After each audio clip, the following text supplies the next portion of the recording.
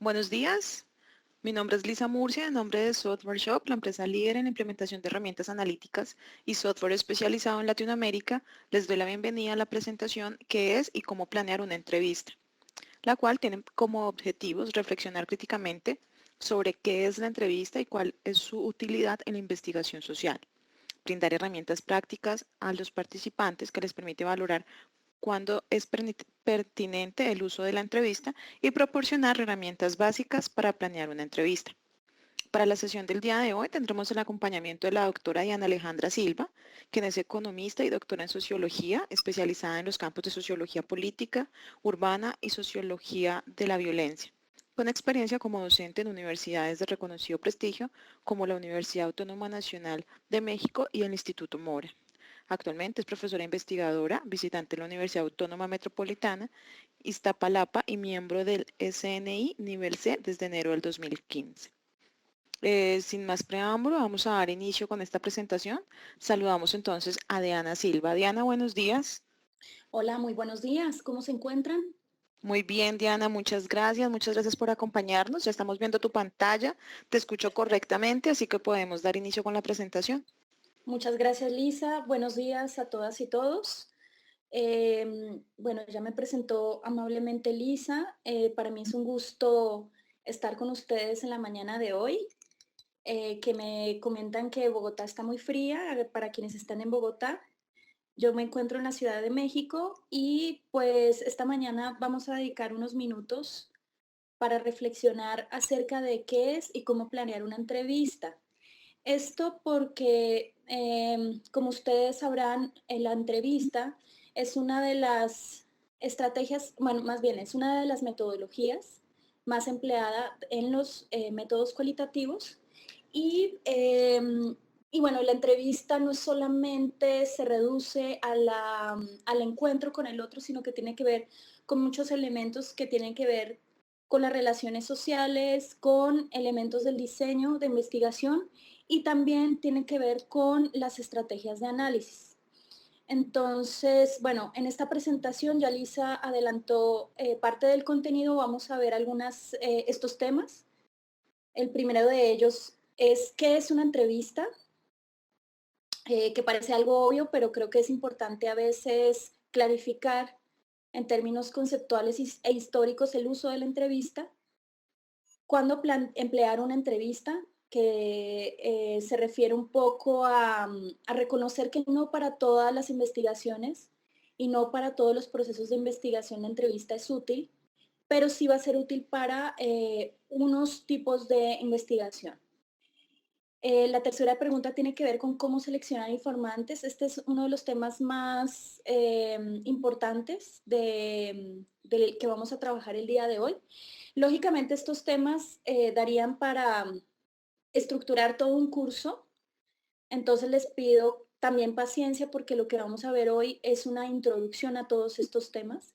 El tema de seleccionar informantes tiene que ver con elementos pues también de la discusión entre lo cuantitativo y lo cualitativo. Ustedes saben que desde los métodos cuantitativos hay formas estadísticas de selección de informantes a partir del muestreo y cuando hacemos investigación cualitativa y usamos entrevistas, no tenemos ese tipo de recursos, empleamos otro tipo de estrategias. Y bueno, como les decía, esto daría para un tema de todo un curso. También vamos a abordar los tipos de entrevistas que existen. Hay varios tipos y eso también va a depender de las decisiones metodológicas por parte del investigador y también de las tensiones entre profundidad y extensión. Vamos a ver algunos elementos para planear una entrevista y por último vamos a tocar algunos temas referentes a el análisis de la entrevista. Es decir, una vez que ya se ha realizado el trabajo de campo y se ha completado las entrevistas a realizar, es relevante también tener una estrategia de análisis. No es suficiente con hacer las entrevistas, es necesario saber cómo las vamos a analizar y tener al menos un horizonte de qué estrategias analíticas se pueden emplear. Ahora bien, vamos a comenzar em, con qué es la entrevista. La entrevista es una relación social Y quiero recalcar esto porque no es solamente un instrumento, sino que tiene que ver con el papel que como investigadores tenemos en el lugar en donde estamos haciendo la investigación y con las personas con las que estamos haciendo la investigación. Es una relación social porque como investigadores cualitativos buscamos estar en los contextos, estar en los lugares, ¿no? Y esa es como una de las características de la actividad cualitativa. Y por lo tanto tiene que ver con las relaciones que nosotros construimos con nuestros informantes que van a ser las personas entrevistadas. Puede ser que esa relación no se extienda en el tiempo y que sea puntual, pero no obstante no deja de ser una relación social que genera efectos sobre los resultados obtenidos. Es decir, la manera en que nosotros construimos esas relaciones sociales tiene sin duda un efecto sobre el tipo de resultados y sobre la factibilidad incluso de lograr este tipo de relaciones para efectuar una entrevista. Ahora bien, en las ciencias sociales, particularmente en la sociología, hay una amplia tradición para entender la interacción social, en donde nosotros también tenemos que partir de la conciencia de que esas relaciones que vamos a establecer con el otro o con los otros se van a producir bajo estructuras sociales, bajo la coerción de estructuras sociales. ¿A qué me refiero?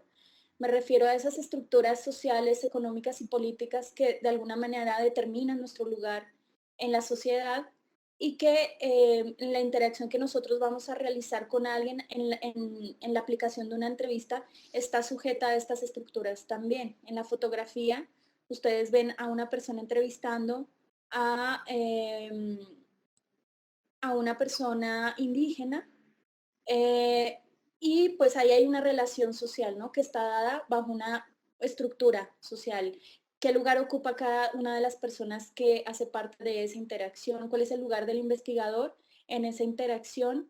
Hay relaciones de poder en esa relación entre investigador e investigado. Hay desigualdades en términos de capitales culturales, económicos y sociales. Bueno, esas son preguntas importantes que no podemos tampoco dejar de lado al momento de hacer una entrevista. Por último, pues los temas, si bien es una relación social, no es una relación social cualquiera, ¿no? Nosotros tenemos relaciones sociales con muchos tipos de personas en muchos contextos, pero la entrevista tiene una especificidad y es que los temas y la forma en que se produce esa interacción tiene unos objetivos que están establecidos de antemano por una de las personas que forman parte de esa relación, en este caso pues el investigador, y que también se realiza en función de las características sociales de los sujetos. A nosotros, digamos, puede que nos interese un tema no por la persona en sí misma, sino por el lugar que ocupa en su comunidad, en un grupo social, en un país, en una organización, y esos van a ser elementos que van a estar permeando, ¿no? Y van a estar alrededor de lo que significa hacer una entrevista. Y bueno, y estas ideas no son mías, son del sociólogo francés Pierre Bourdieu, en un libro que se llama La miseria del mundo, que les recomiendo mucho si les interesa el tema de la entrevista, porque allí se presenta un proyecto bastante ambicioso que está realizado con muchas entrevistas para dar cuenta de las condiciones de sufrimiento social por las que atraviesan las personas que viven en pobreza, ¿no? En el contexto francés, y da algunos elementos de reflexión sobre lo que implica la entrevista y el lugar del investigador, ¿no? En relación con las personas con las que realiza, digamos, el trabajo de investigación.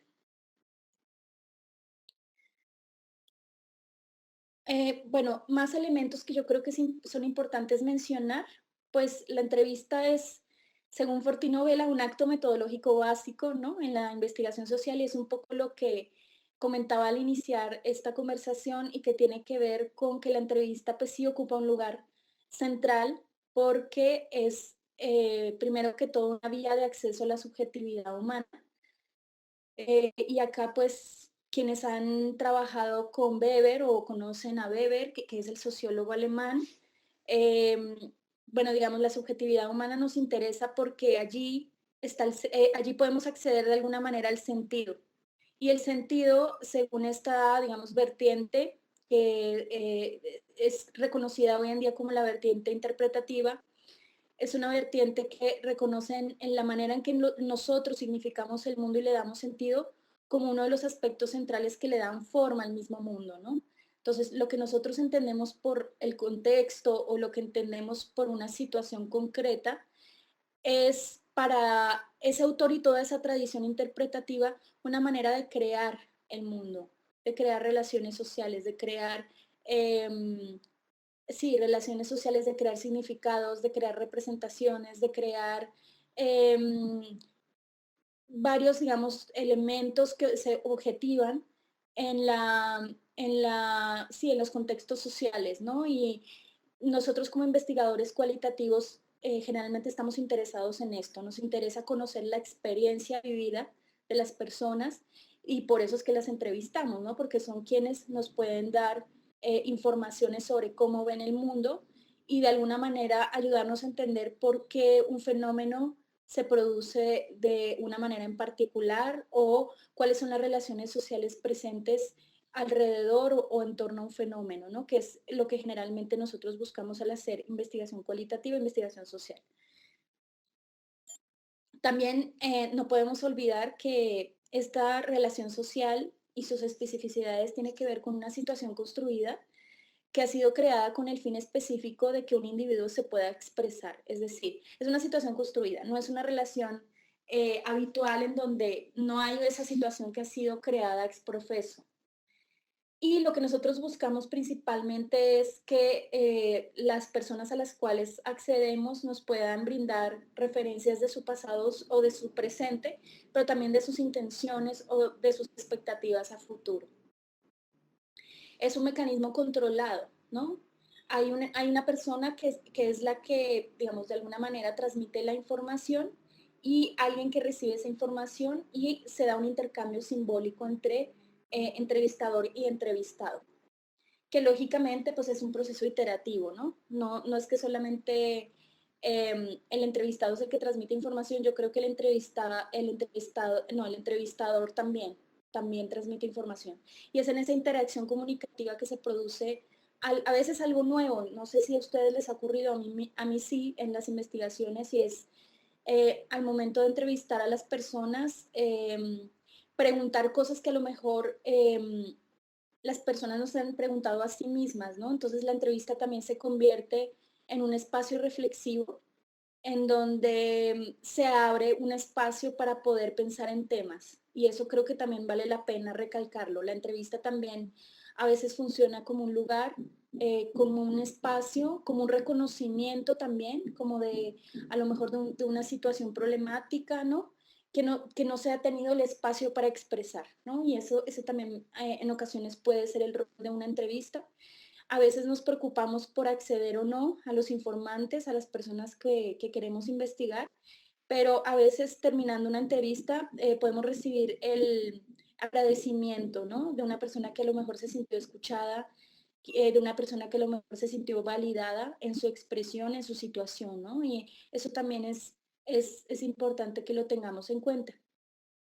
Por otro lado, es un momento en el cual se conjugan diferentes temporalidades, ¿no? La temporalidad del entrevistador y del entrevistado.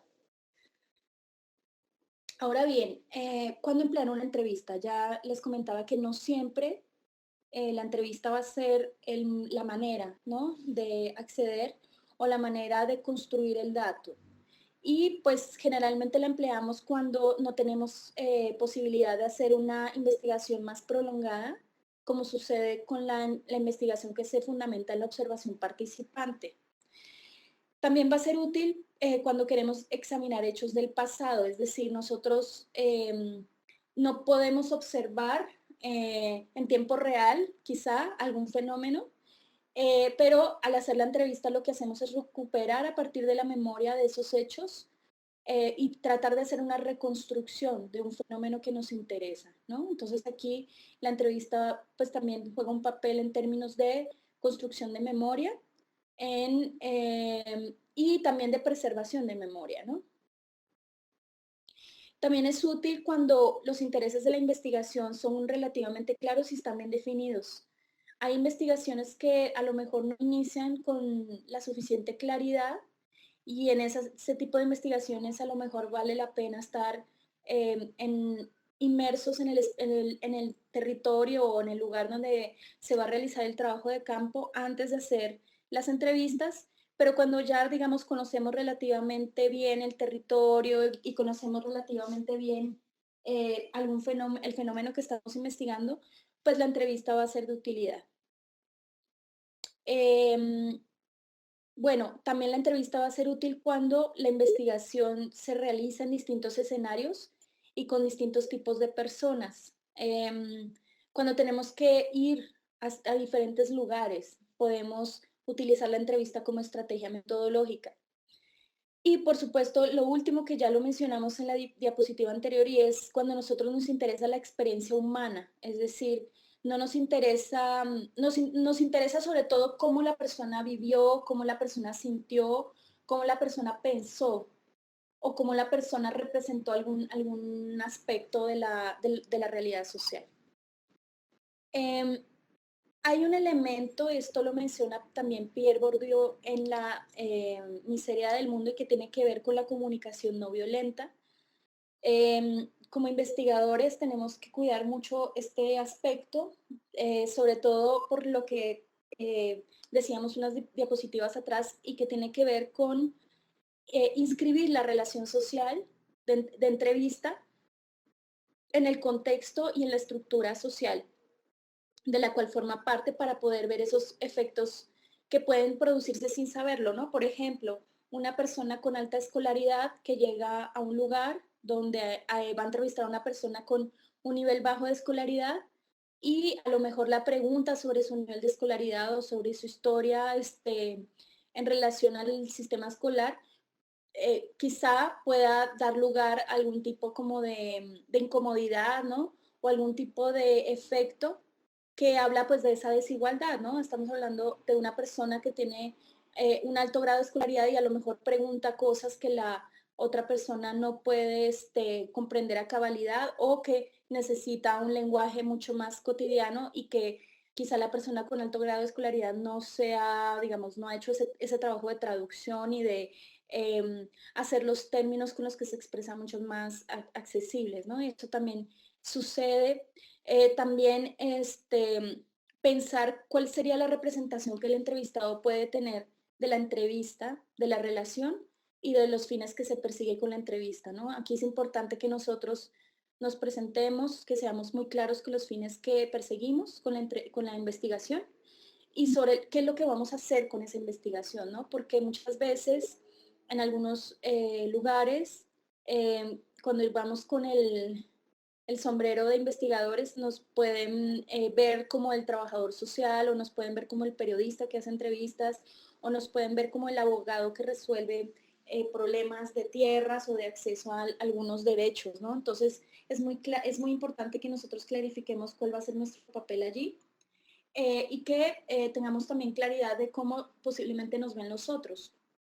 A veces nosotros como investigadores pensamos cómo entendemos al otro, pero tenemos que tener presente que nosotros también estamos siendo vistos por las personas en los contextos en donde investigamos y que también se crean representaciones o ideas sobre nosotros y nuestro quehacer investigativo. Entonces es clave que nosotros nos adelantemos un poco y tratemos de indagar qué posibles representaciones se pueden generar en ese contexto. En contextos de violencia, a lo mejor decir estoy investigando puede ser algo complicado porque puede ser asociado con los organismos de seguridad del Estado, los organismos de inteligencia, ¿no?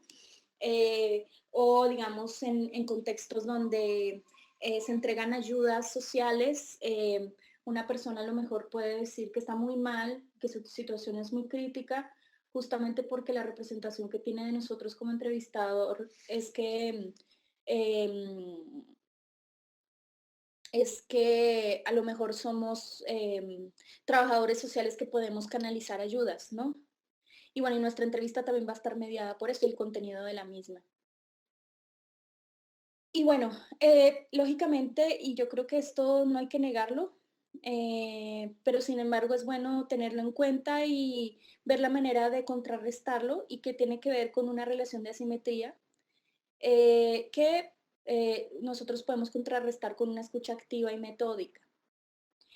Y por último, yo creo que es importante que nosotros también dirijamos la entrevista de una manera en que tenga sentido para quien es entrevistado, ¿no? O sea, muchas veces nosotros podemos tener un súper proyecto de investigación y una herramienta para la realización de entrevistas muy buena, pero si esa entrevista no está conectada con las necesidades y quizá con el sentido que quieren darle a esa entrevista a las personas que nosotros estamos entrevistando, pues va a ser difícil que nos comuniquemos, ¿no? Entonces esto es importantísimo. Eh, bueno, esto es un tema que, como les decía, aquí solamente estamos hablando de una introducción muy general y que lógicamente esto es como materia de un curso completo donde tendríamos que ver como varios autores que inspiran y que nos ayudan pues a entender cómo no solamente se piensa en la entrevista, ¿sí? En términos metodológicos, sino cómo esto se conecta con los principios epistemológicos y ontológicos en la investigación social, ¿no? Ahora bien, en cuanto a la selección de informantes, eh, hay diferentes maneras de hacerlo. En métodos cualitativos se habla de muestreo teórico o muestreo significativo para diferenciarlo del muestreo estadístico. Como le comentaba hace unos momentos, el muestreo estadístico se basa en principios de la estadística, en donde lo que se busca es construir una muestra que sea representativa de un universo que se conoce, ¿no? Entonces, en una muestra estadística lo que nosotros vamos a tener son diferentes formas de muestreo. Tenemos, por ejemplo, la muestra simple, estratificada, multietápica y otras más que se fundamentan en principios estadísticos en donde a partir del conocimiento del universo total de personas es posible aplicar una serie de fórmulas matemáticas para llegar a estimar cuál sería la cantidad de personas con las cuales interactuar, perdón, y las condiciones socioeconómicas que tendrían que tener estas personas para que sus respuestas fueran significativas, representativas en términos de muestreo, ¿no? Esa es una manera y es una manera que funciona muy bien cuando tenemos encuestas y queremos entrevistar y tenemos, digamos, números grandes, ¿no? De personas a las cuales encuestamos. Las entrevistas, a diferencia de la encuesta, es otra manera en donde nosotros no vamos a, hacemos preguntas, pero que son preguntas que no son cerradas, ¿no? En la encuesta nosotros vamos a tener preguntas que son cerradas, eh, que si bien nos permiten llegar a muchos informantes, a muchas personas, no nos permiten profundizar en esas experiencias, en esas respuestas que nos dan.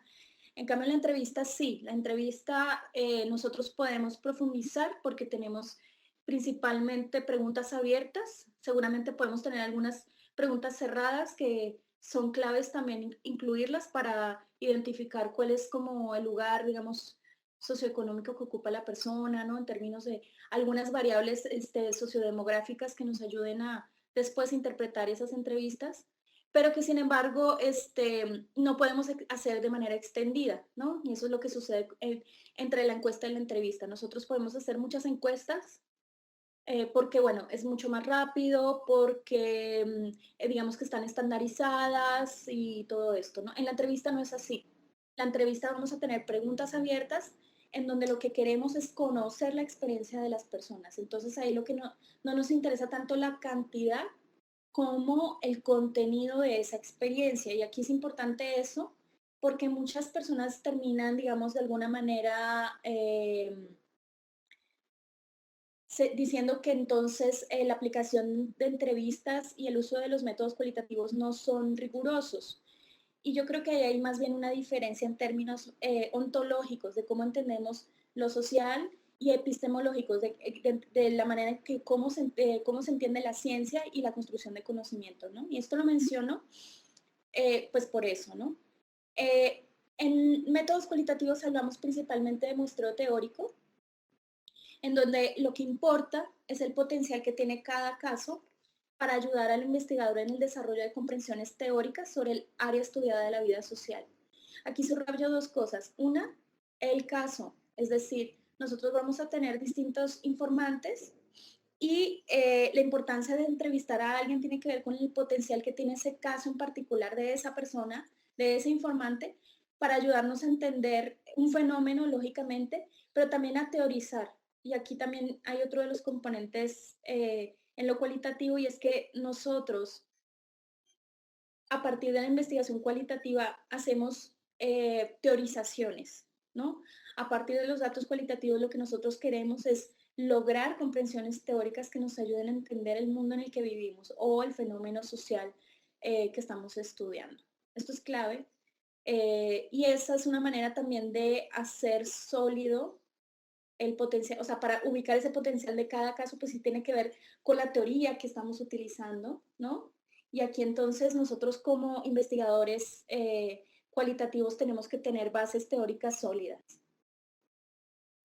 Ahora bien, otro elemento que es clave para este muestreo teórico, además de la importancia potencial de cada caso, tiene que ver con la diversificación deliberada del tipo de personas a entrevistar, ¿no? Lo que nosotros queremos a través de la investigación cualitativa es descubrir toda la gama de perspectivas que existen sobre un tema o sobre una situación.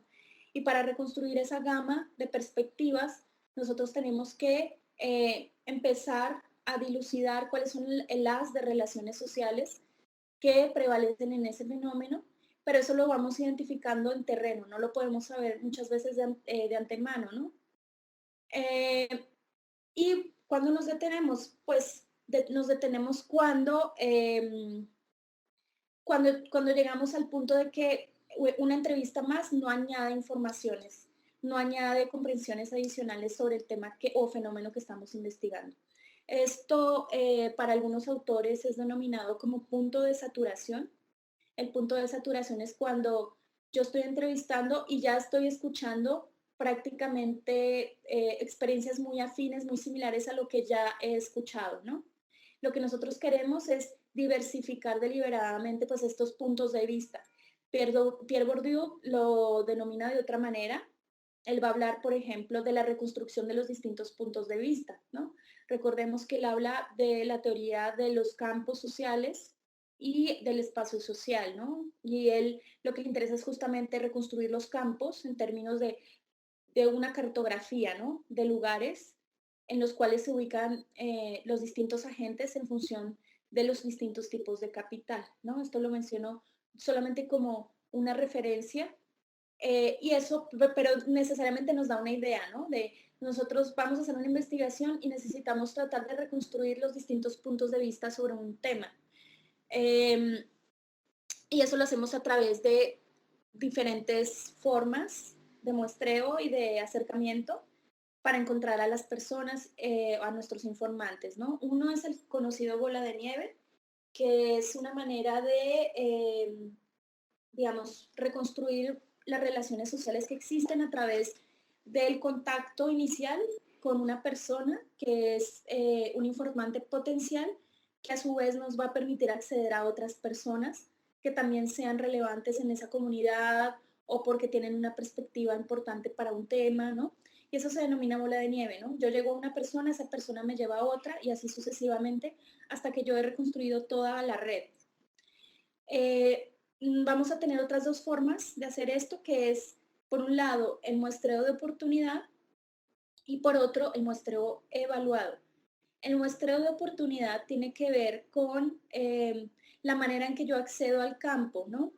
Muchas veces nosotros accedemos al trabajo de campo porque tenemos algún contacto, algún conocido, alguna persona que se nos ha sido presentada y esa, digamos, ese sería el muestreo de oportunidad, sería a lo que yo accedo, dado los contactos iniciales que yo voy teniendo en el proceso de investigación. Sin embargo, no me puedo quedar con ese muestreo de oportunidad, no me puedo quedar con los contactos que ya tengo y los contactos que ya me son fáciles, sino que yo tengo que evaluar quiénes son esas personas, si esas personas me hablan solamente de un tipo de experiencia o si tengo que diversificar esa muestra y por lo tanto puedo utilizar ese muestreo evaluado. Pongo un ejemplo muy breve para clarificar esto. En una investigación que realicé en la Ciudad de México con comerciantes ambulantes en el barrio de Tepito, que es un barrio comercial y popular del centro de la Ciudad de México, mi muestreo de oportunidad tenía que ver con el acceso a ciertos grupos de comerciantes que hacían parte de una coalición de organizaciones que pues tenían vínculos entre sí, tenían afinidades y no tenían conflictos, ¿no? Pero con el tiempo fui reconociendo que había toda una gama de organizaciones a las cuales no tenía acceso directo, pero que tenía que ver con esas personas con las que había un conflicto eh, explícito, pero pues un conflicto tan fuerte que al principio me fue muy difícil ubicarlos y saber que existía, digamos, todo este otro universo. Entonces, ahí está la relevancia del muestreo evaluado, es decir, en un momento del trabajo de campo siempre es bueno hacer un stop, parar y ubicarse, ¿no? Y decir, bueno, de estas personas a las cuales ya he accedido, ¿qué comparten entre sí, ¿no? ¿En qué se diferencian? ¿Cómo podría yo acceder a otro tipo de personas que a lo mejor sean relevantes para la problemática que a mí me interesa investigar por su punto de vista o por su ubicación en un determinado campo o espacio social, ¿no? Ahora bien, en cuanto a los tipos de entrevistas, vamos a tener pues varios tipos variados. La selección de estos tipos de entrevistas van a depender del grado de libertad o el grado de profundidad que se requiera. Por un lado, ¿a qué me refiero con eso? Grado de libertad o profundidad. Tiene que ver con lo que mencionaba acerca de entrevista versus encuesta, ¿no? Con las encuestas podemos llegar a muchas personas, pero con un nivel de profundidad bajo. Sin embargo, con las entrevistas yo puedo llegar en profundidad al sentido y al significado que tienen distintas experiencias que ha tenido esa persona, pero sin embargo no llego a la extensión, ¿no? No tengo la misma extensión que tiene una encuesta. Entonces, yo eso lo tengo que decidir. La metodología, antes que cualquier cosa, es toma de decisiones. Y una toma de decisiones que yo tengo que tomar es ¿qué quiero? ¿Extensión o profundidad? Si la respuesta es profundidad, pues a lo mejor la entrevista sí va a ser útil para mi investigación, ¿no? Pero esto sucede a su vez también en los distintos tipos de entrevistas que existen. Vamos a tener entrevistas estructuradas y entrevistas no estructuradas, entrevistas semiestructuradas, ¿no? Esos son los tres principales. En entrevistas estructuradas son las entrevistas más cercanas a los tipos encuesta, en donde lo que vamos a tener es una serie preestablecida de preguntas con un conjunto limitado de categorías de respuestas. Entonces, la entrevista estructurada es lo más cercano a la encuesta y la entrevista no estructurada es todo lo contrario, ¿no? Es lo más abierto que existe en términos de entrevistas. Ahí lo que nosotros queremos es que la persona se sienta libre de expresar su opinión, de profundizar, de a lo mejor contar anécdotas, contar historias, contar cómo fue su sentir. Y eso pues hace que esa entrevista no tenga una estructura tan establecida y que va a depender también de diferentes elementos, ¿no? Por ejemplo, la capacidad de expresión de la persona que es entrevistada, ¿no? No todas las personas tienen habilidades comunicativas, van a haber personas con más habilidades comunicativas que otras, y esto es lo que sucede con estas entrevistas, o sea, también va a depender mucho del tipo de persona con las cuales nosotros estemos investigando, ¿no? Con los que estemos comprendiendo, ¿no? Un determinado fenómeno. Ahí lo que nosotros queremos con este tipo de entrevista es generar una atmósfera que es flexible, ¿no? Y nuestro papel como entrevistadores no es absolutamente directivo. Nosotros ahí podemos, claro, obviamente dirigir las preguntas hacia los temas que nos interesan, pero incluso la manera en que se hacen las preguntas es mucho más flexible. Yo puedo tener una lista de temas y en función de esos temas ver cómo se da la conversación y ahí generar la pregunta, ¿no? Ejemplos de este tipo de entrevista, pues hay algunos que ustedes seguramente conocen, que es la entrevista terapéutica, ¿no? Cuando vamos al psicólogo y estamos una hora contando nuestros asuntos, ¿no? Es una entrevista no estructurada que tiene que ver más con la situación, con cómo está la persona, ¿no? Pero que sí gira en términos alrededor de unos intereses o de unos temas. También está la entrevista etnográfica, que es la entrevista que se utiliza en el trabajo etnográfico, en el trabajo de campo, donde también pues no se busca estructurar esas entrevistas, sino lograr la profundidad y quizás lo que más importa en esos casos es crear ese vínculo. Y la entrevista en profundidad, que lo que busca es eso, ¿no? Permitir que la persona se explaye, que extienda digamos, su palabra, que explique una situación, ¿no? Ahora vamos a tener otro tipo de entrevista, que es la entrevista semiestructurada, que va a combinar los dos elementos, los dos tipos de entrevistas anteriores, ¿no? Por un lado, va a tener una parte estructurada y seguramente va a tener algunas preguntas abiertas, ¿no? Pero bueno, digamos que es una entrevista mucho más equilibrada en ese sentido, ¿no? La parte entre profundidad y amplitud. Ahora bien, hay situaciones en donde un tipo de entrevista nos pueden servir más que en otros, ¿no? Nosotros quizá nos interesa entrevistar a empresarios o a políticos, ¿no? Esas son personas que a lo mejor no disponen de tanto tiempo para, pues no sé, quedarse a lo mejor 2 o 3 horas o bueno, dos en verdad, para una entrevista en profundidad.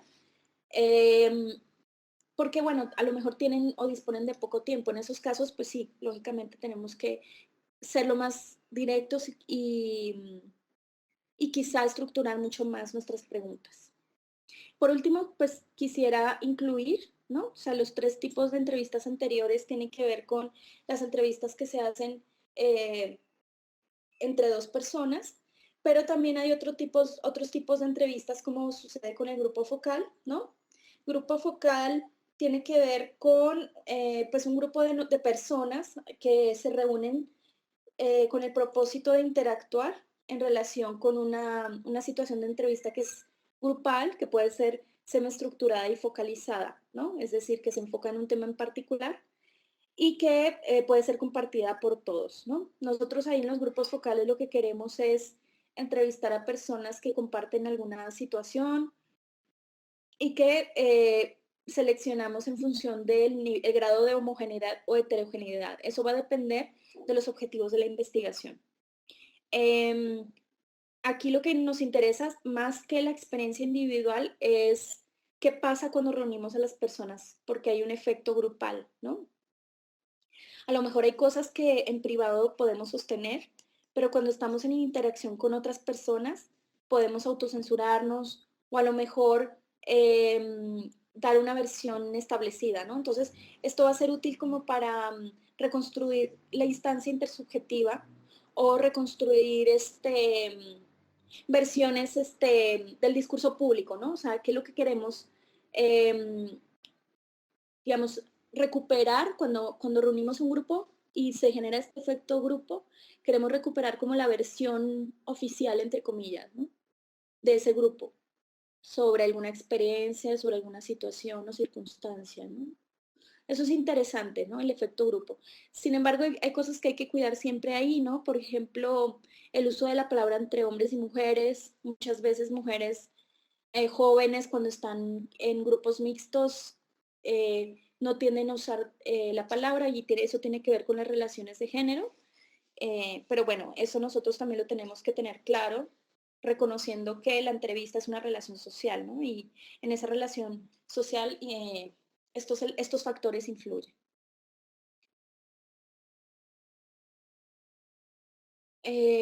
Bueno, esto en cuanto a los tipos de entrevistas. Vamos a tener también diferentes tipos de entrevistas en profundidad, ¿no?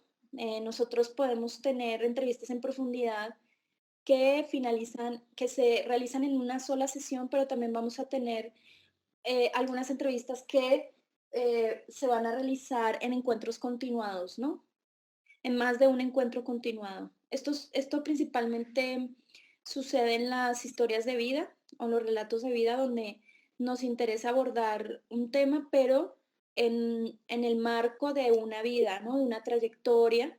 Y para reconstruir ese tipo de memorias necesitamos más de un encuentro, ¿no? Principalmente cuando no conocemos a las personas y necesitamos generar una intimidad y confianza suficientes.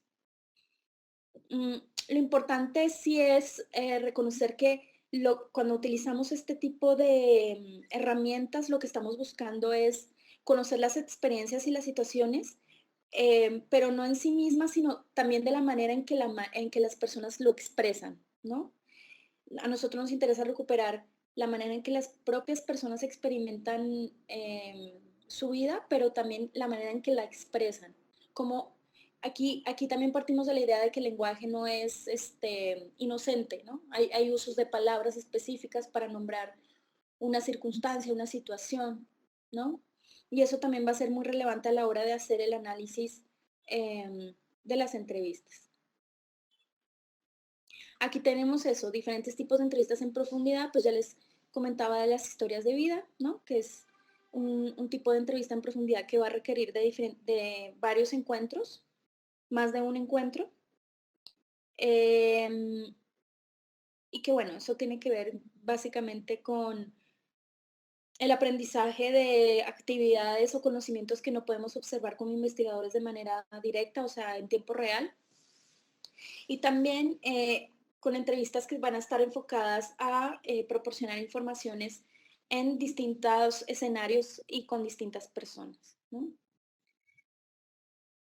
Bueno, aquí hay un elemento del cual no he hablado suficientemente y que tiene que ver con el rapport. El rapport tiene que ver con ese momento de entendimiento mutuo que nosotros construimos con la persona. Muchas veces entrevistamos a personas que vemos el día de la entrevista y que no conocemos con anterioridad. Y para poder establecer ese diálogo hay que hacer esto que es el rapport, es decir, generar ese lenguaje común, esa base común, ¿no? Y es una base común en la que nosotros presentamos la investigación, cuáles son como sus objetivos y hacemos preguntas no directivas para que la persona se sienta pues lo más cómoda posible antes de entrar pues a los intereses y a los temas de la investigación, ¿no? Aquí es importante que empecemos de manera lenta, y siendo muy atentos con la escucha, ¿no? Aquí la escucha activa es clave, la observación, la escucha, digamos, de lo que se dice, pero también la observación del lenguaje corporal, eh, de reconocer y de conocer el contexto en el cual se está haciendo esa entrevista, etcétera. Entonces son estos elementos que en verdad tienen que ver también con las habilidades sociales que como investigadores cualitativos también tenemos que ir cultivando a lo largo del tiempo, ¿no? Y es tenemos que aprender a relacionarnos, a romper el hielo, a hablar con personas que no conocemos, etcétera. Ahora bien, estos ya son elementos que tienen que ver con digamos, esto del rapport ya tiene que ver con los elementos ya propiamente de la entrevista, ¿no? De algunos elementos que tenemos que considerar. También en términos de la aproximación a los informantes, es importante que nos preguntemos varias cosas, ¿no? ¿Cómo nos vamos a presentar, ¿no? Es muy importante esto, cómo nos presentamos a nosotros mismos y la investigación que realizamos, ¿no? Creo que aquí nosotros tenemos que tener una manera de explicar de manera muy clara y de manera muy, digamos, accesible qué es lo que estamos investigando. A veces no es fácil, sobre todo con investigaciones que son complejas o que tienen que ver con elementos conceptuales densos. Aquí pues tenemos que bajar un poco y hacerlo explicable a cualquier persona, ¿no? A mis alumnos les digo, imagínense que le van a contar a su abuelita que están investigando, ¿no? ¿Cómo le dirían? ¿Qué le dirían? ¿No? Para decirle, mira, estoy haciendo tal cosa. Y bueno, y aquí nosotros tenemos que tener muy claro las motivaciones y las intenciones que tenemos como investigadores. El anonimato también es clave, es decir, hay personas, dependiendo de los temas, que van a preferir que sus nombres no aparezcan, pero hay otras que a lo mejor sí. Entonces, es clave que nosotros también preguntemos a las personas cómo quiere que se trate su participación en la investigación. Eh, También en algunos casos es importante contrastar los resultados con los propios informantes, es decir, esto es para confirmar que la información que nos dio es correcta, ¿no? O que nosotros la estamos entendiendo de manera adecuada. Hay un tema delicado que tiene que ver con el intercambio monetario. En algunos temas he conocido investigaciones que para acceder a los informantes se hace un intercambio monetario. Esto, digamos, lo pongo en pregunta. Yo lo personal creo que es un tema delicado, pero sin embargo también entiendo que hay circunstancias, ¿no? Por ejemplo, si yo trabajo, si mi investigación es con, sí, comerciantes en vía pública, ¿no? Del comercio ambulante, tengo también que entender que si la entrevista la voy a realizar en un momento en el que está realizando su trabajo, probablemente tenga que reconocer el tiempo en términos monetarios, ¿no? Pero eso es distinto, ¿no? A decir, bueno, yo te pago por entrevistarte. Y así, conozco de varios casos donde es importante reconocer el tiempo de la persona porque es el tiempo que destina a su trabajo. También es clave que nosotros pensemos en la logística de la entrevista, el horario y el lugar, principalmente por esto que mencioné, el horario, justamente, y los lugares, porque muchas veces nosotros podemos emplear en grabadoras y hay lugares que no son aptos para hacer una entrevista grabada si nuestra grabadora no tiene pues unas especificaciones para captar la voz, ¿no? En general también recomiendo la realización de una guía de entrevista donde en general se puede hacer una lista de áreas y preguntas que se deben cubrir con cada informante, ¿no?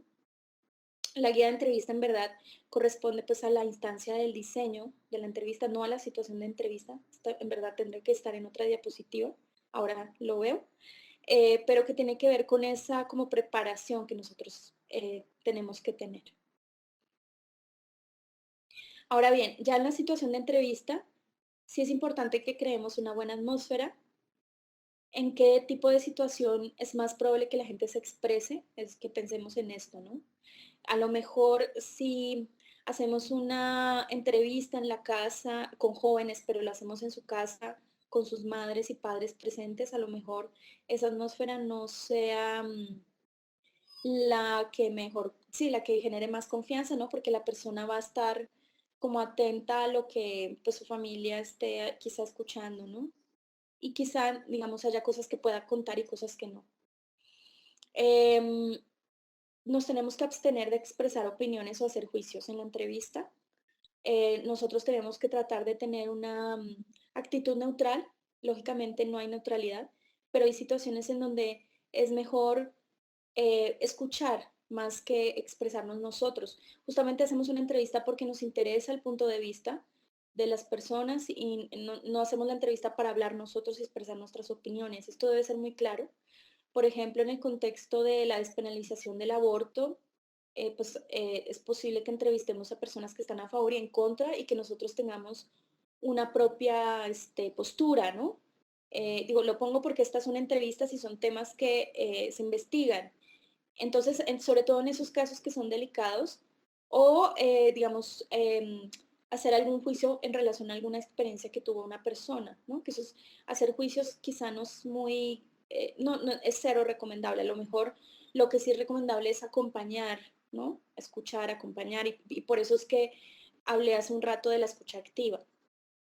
Porque quizá, bueno, también nos cuentan cosas que son dolorosas y no podemos quedarnos como en la neutralidad, ¿no? Sino que a lo mejor tenemos que estar ahí para escuchar y a lo mejor contener, ¿no? Pero no hacer juicios. También la situación de entrevista es privada y confidencial. O sea, lo que sucede, lo que pasa en la entrevista es parte de la entrevista.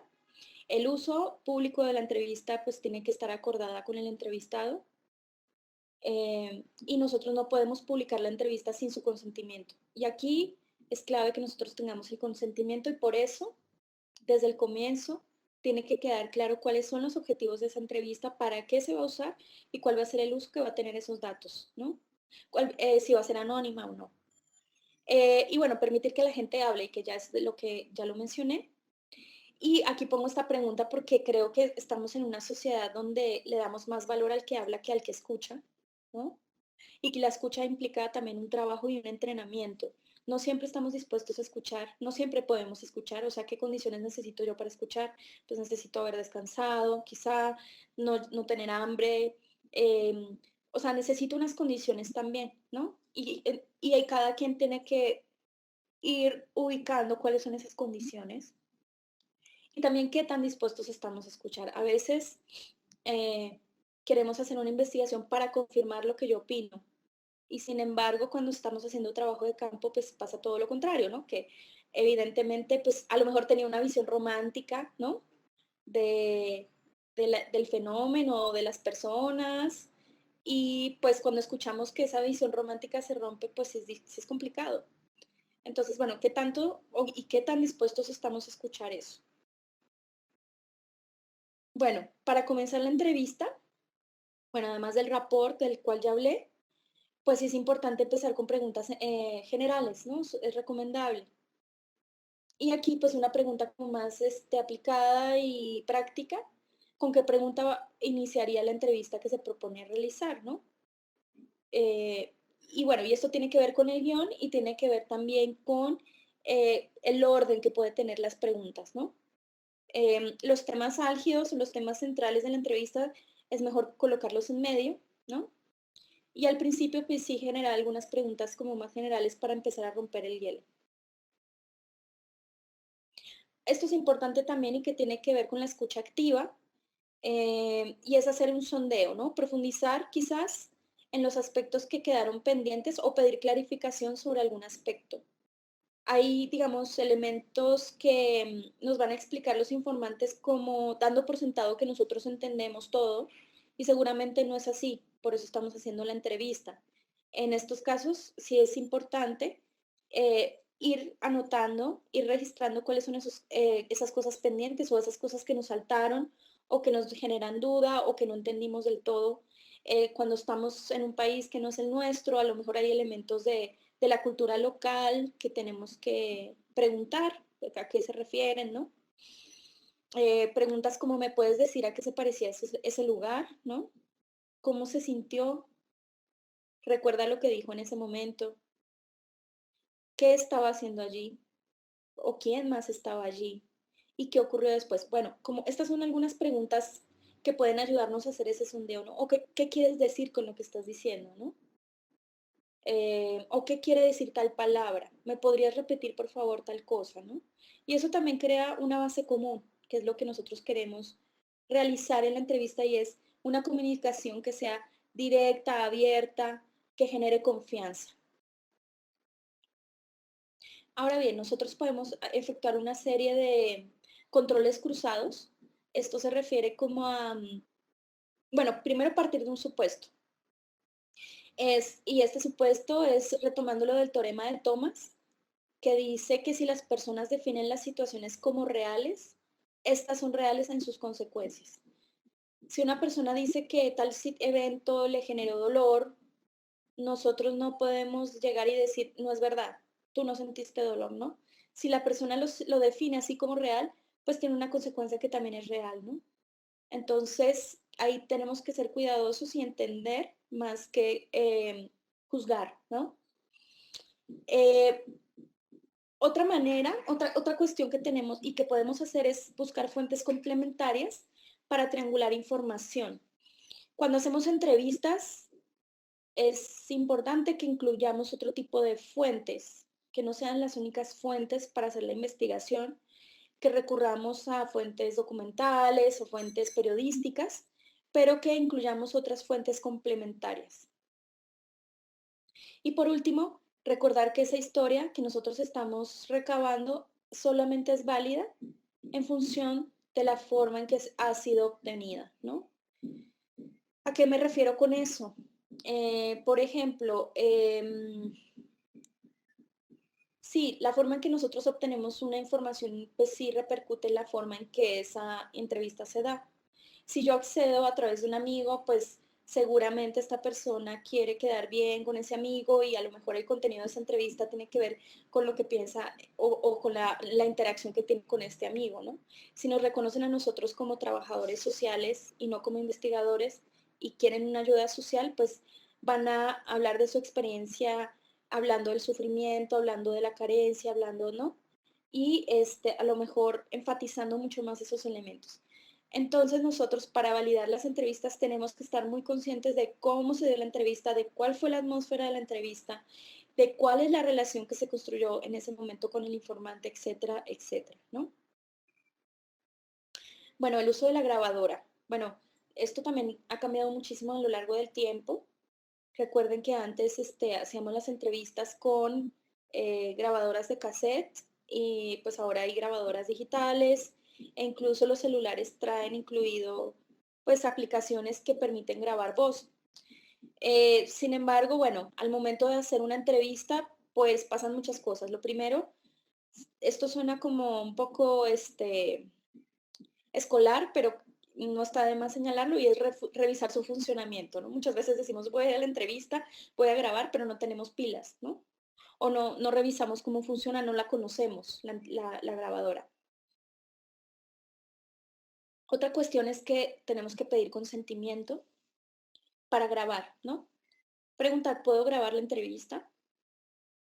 Eh, y lo tercero que yo recomiendo es, a pesar de que tengamos la grabadora, no importa que la tengamos, es importante que llevemos con nosotros un diario de campo para que nosotros podamos registrar fechas, bosquejar temas y volver sobre algunos temas. Es decir, importante ir escribiendo a la par que estamos teniendo la interacción para que podamos registrar algunos temas, ¿no? Obviamente, pues, si es posible. En algunas entrevistas esto no es posible porque quizás el espacio no da o quizá nos interesa más la conversación, ¿no? Que estar anotando, pero es recomendable sobre todo cuando pensamos que grabamos y resulta que algo nos falló y resulta que no le dimos grabar, ¿no? También este diario de campo va a ser clave para recordar el clima del momento, ¿no? ¿Qué pasaba ese día? Ese día vino la policía y detuvo a muchas personas y claro, la entrevista se dio en un contexto donde había mucho miedo, ¿no? O pues se dan en un momento de indignación, en un momento de molestia, en un momento, en qué momento se da y cómo se da ese clima emocional. Y creo que aquí es clave que nos esforcemos por escribir después de cada encuentro. Aquí recuerdo mucho un texto de, ahorita se me fue el nombre del autor, pero bueno, él escribe un libro él es un autor, es un historiador que es experto en la historia del peronismo argentino. Él es un escritor inglés, que ahorita no recuerdo, James, se me olvidó el apellido. Pero bueno, él, por ejemplo, hace un libro, bueno, él es experto en temas de sindicalismo en Argentina desde el punto de vista histórico. Y tiene un texto que es la reconstrucción de solo una historia de vida, que es la historia de Doña María, Doña María es una líder sindical, una de las pocas líderes sindicales mujeres en los años 40 en Argentina, de la industria de la carne. Entonces, bueno, él hace una historia de vida con entrevistas en profundidad, en encuentros reiterados, es decir, hace 1.000.000 de entrevistas, muchas. Tal vez graba 20 horas de entrevista y al final hace un libro donde edita partes de esta entrevista y los presenta en su totalidad. Es todo un libro completo. Y hay una parte en donde él registra el clima justo de la entrevista, dice, y habla del clima, del frío que hacía en el frigorífico, ¿no? De la carne, ¿no? Y estar ahí en ese lugar que implica la escucha, en un lugar que hace mucho frío, ¿no? Que se está en una nevera, ¿no? Y las posibilidades reales que tenemos o no de escuchar en esas condiciones. O cuando tenemos que comer algo que a lo mejor no estamos acostumbrados, o cuando tenemos, ¿no? Todos esos elementos van a ser de mucha utilidad, bueno, primero para conocernos también nosotros y tener esa reflexividad constante que tenemos que tener como investigadores sociales, ¿no? Porque recordemos que la grabadora es una herramienta, pero la principal herramienta que tenemos para hacer entrevistas son nuestros oídos, son nuestros ojos, ¿no? Son nuestros sentidos, en verdad, ¿no? Por eso es importante ir registrando cómo vamos viendo, qué vamos sintiendo, cómo estamos observando, qué clima se da allí. También es importante que tengamos claro cómo cerrar ese encuentro, ¿no? ¿Cómo podemos cerrar esa entrevista? Agradeciendo lógicamente, ¿no? Podemos también aprovechar para solicitar información para un contacto adicional, ¿no? Si tenemos esta estrategia de bola de nieve, ¿no? Terminamos la entrevista y es, bueno, me interesó mucho este tema, ¿con quién crees o con quién cree que más que puedo comunicarme para profundizar sobre esto, ¿no? O también si son varias entrevistas reiteradas para construir una trayectoria o una historia de vida, quizás sea importante como acordar los términos en que se va a dar el siguiente encuentro y también comentar en qué momento será una devolución del tema. Seguramente ustedes ya han visto en trabajo de campo hay una demanda cada vez mayor, ¿no? O sea, en términos de, bueno, aquí vienen muchos investigadores, siempre vienen, nos entrevistan, pero nosotros nunca sabemos qué pasa con eso, ¿no? Entonces ahí sería claro que también dijéramos, ¿no? Cuándo vamos a regresar con resultados o si va a haber alguna devolución o alguna otra participación adicional. Bueno, como ejercicio práctico, ya para ir cerrando, porque ya vamos más de una hora, es que ustedes pueden, seguramente van a tener diferentes tipos de informantes, pero bueno, pueden seleccionar un tipo de informante, identificar el tipo de entrevista que necesitan realizar en función de sus características y de la investigación misma, ¿no? En términos de si va a ser una entrevista estructurada, semiestructurada o una entrevista en profundidad, ¿no? Lo tercero es cómo nos vamos a presentar a nosotros y la investigación, ¿no? Es decir, ¿cómo le explicaría yo a mi abuelita de qué va la investigación y por qué es importante que esa persona participe? O sea, ¿cómo lo voy a animar a que me dé la entrevista, ¿no? ¿Qué va a ganar esa persona o no? O sea, más claridad sobre el tema, a lo mejor más visibilidad sobre un caso. ¿Qué es lo que nosotros podemos ofrecer? ¿Qué temas vamos a indagar con esa persona? Hacer una lista, definir cada tema. ¿Cómo lo preguntaríamos? ¿Cómo podemos pensar en ese tema con alguien más a través de una pregunta? ¿Qué atributos necesitamos preguntar y registrar? ¿No? Por ejemplo, esto lo menciono porque alguna vez una alumna llegó después de trabajo de campo, hizo un montón de entrevistas, pero no hizo preguntas de atributos sociodemográficos, ¿no? Y esto es clave para poder comparar entrevistas, ¿no? O sea, a lo mejor edad, sexo, bueno, que hay cosas que nosotros podemos eh, intuir, pero hay otras que no, ¿no? A lo mejor grado de escolaridad, a lo mejor lugar de nacimiento, a lo mejor si es migrante o no. Bueno, ustedes sabrán en cada investigación es distinto qué atributos necesitamos preguntar y registrar, ¿no? Particularmente cuando hacemos muchas entrevistas. Lo siguiente que haríamos es ordenar el guión, ¿no? Por temas y preguntas, ¿no? A partir de lo que ya sabemos que vamos a preguntar, pues ordenarlo en función de lo que dijimos, hacer las preguntas como para romper el hielo, preguntas generales al inicio y ya luego dejar como las entrevistas más fuertes a la mitad. Y por último, cómo cerrar esa entrevista, ¿no? Estos son como los elementos como básicos y prácticos que pueden ustedes ir como aplicando, ¿no? Directamente si es que ya tienen un proyecto en curso. Ahora bien, hacia el análisis. Aquí voy a ir un poquito más rápido para escuchar sus preguntas. Ya he visto que algunos me han escrito, pero al finalizar voy a abordar las preguntas, ¿sale? Eh, en relación al análisis, pues hay varias cosas. Una, pensar si vamos a transcribir o no esa entrevista. En algunas investigaciones es clave la transcripción porque nos interesa no solo lo que se dice, sino cómo se dice. ¿Sí? Y recuperar ciertos extractos de información que sean significativos, que sean representativos, que sean emblemáticos, que den cuenta de un fenómeno, etcétera. Si es así, si se va a transcribir, bueno, pensar en los costos, el tiempo, pero también pensar en las implicaciones que tiene el traslado de la oralidad a la escritura, ¿no? O sea, la transcripción es una traducción porque no podemos registrar todo el lenguaje hablado. Hay cosas que tienen que ver con el lenguaje corporal, con las pausas, con los silencios, quizás que quizás sean importantes, pero que no siempre registramos, ¿no? Una cosa clave es que no reemplazamos palabras ni cambiamos el orden de las palabras y tener claro que lo que nosotros vamos a construir como investigadores es un punto de vista sobre un punto de vista. Es decir, las personas que vamos a entrevistar tienen un punto de vista y lo que nosotros vamos a hacer es construir un punto de vista a partir de los distintos puntos de vista. Entonces es una investigación, es como un acercamiento de segundo grado, no es totalmente directo a la realidad social. Digo, porque no existe tal, ¿no?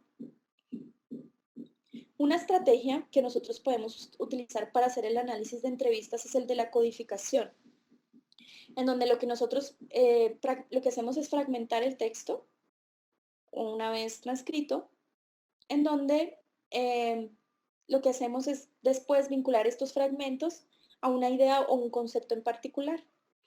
Em, lo que nosotros hacemos a través de la codificación es reducir los volúmenes de información. Las entrevistas en general implican grandes volúmenes de información, ¿no? Una entrevista en profundidad de 1 hora puede tener una extensión de 15 páginas a espacio simple, y si tenemos 10, pues estamos hablando de 150 páginas, pero bueno, tenemos que escribir un texto que no puede ser de una extensión determinada. Bueno, la codificación les ayuda a hacer una reducción de la información, y también es como una indexación.